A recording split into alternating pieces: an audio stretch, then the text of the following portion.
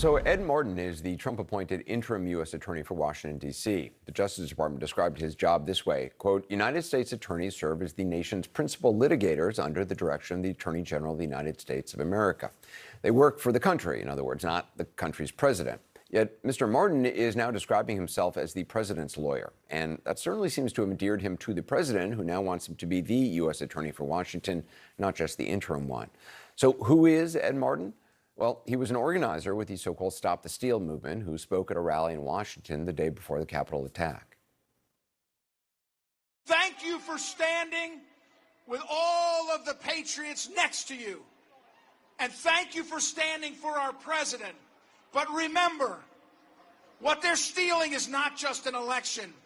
It's our future.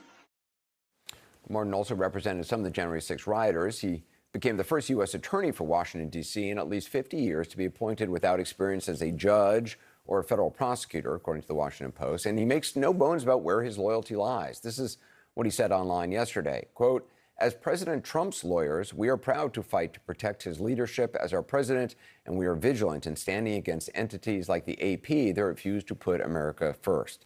The AP is the Associated Press.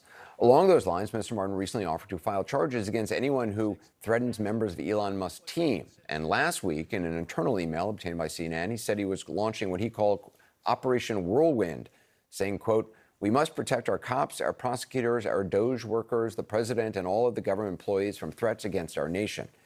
We're now to talk about his former federal prosecutor, CNN senior legal analyst, Elie Honig.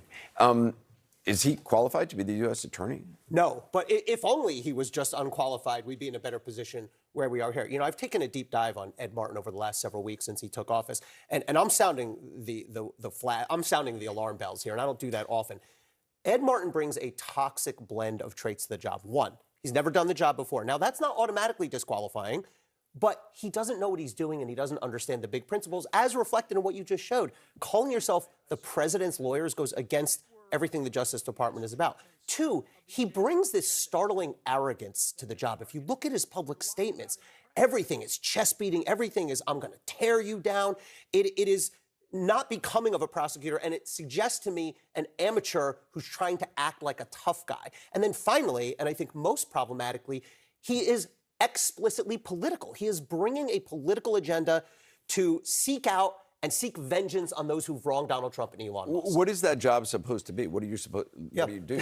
You get the privilege. It sounds corny, but you get to stand up in court and say, representing the United States of America. So there's really two components of it. One is the criminal prosecution angle, where you're supposed to bring cases without regard to politics. This guy is doing or threatening to do the exact opposite. And then there's a civil component where you defend the U.S. government in suits. But the whole notion of without fear or favor, that's another cliche we like. I mean, his public statements have been almost entirely geared towards, I will avenge Donald Trump, I will avenge Elon Musk, I will avenge Doge. It's interesting because even Pam Bondi said during her confirmation hearing that her client is the people of America. Yeah, well, she's right. She's right. And look, she's been a prosecutor. I have plenty of criticisms of her so far. Number one being, she's sort of checked out. All that she didn't even know what was happening with Eric Adams. She needs to reel in this guy, Ed Martin, because Pam Bondi's been a prosecutor for a long time. He has not, and I think that's a very telling difference right there. And just in a traditional presidency, the Justice Department,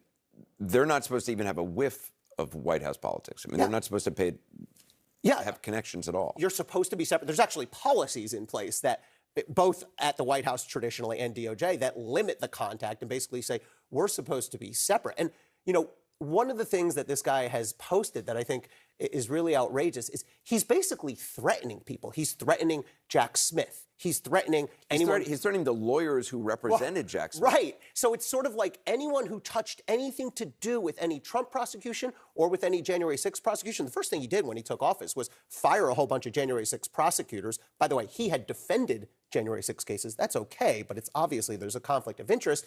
And then it's not enough for him to just fire these people. He then said, and we're going to investigate you all criminally, you prosecutors. He will have to pass through confirmation if he's going to be the permanent U.S. attorney. He will. He will need a majority vote in the Senate. I believe he has no qualifications to do this job. I believe regardless of which party the senators are coming from, they should vote no, especially given the way he's handled it thus far. But basically every nominee above the Matt Gaetz line so far has gotten through. So. He also clearly, attracted the attention of President Trump because originally this was just an interim position. Trump had somebody else in mind. Yeah, and this is one of the most sensitive and important federal prosecutors' offices in the country. This is D.C. So all the political stuff passes through there in some respect. All the January 6 cases, every member of Congress, a lot of statements that get made. And one of the things that he's really doing is he seems to be aggressively policing speech, right? One of the things he's threatened to do is, he said, I'm opening a criminal investigation of Chuck Schumer and Representative Garcia, both of whom made, inflammatory political comments. But that's not criminal. He is trying to take speech he does not like and threaten to make it criminal using his badge. He sees himself as almost this private police force for Trump and for Elon Musk. I see very bad things and very dangerous things ahead, especially if it gets confirmed. Elie Honig, thanks very much. Thanks, Appreciate it.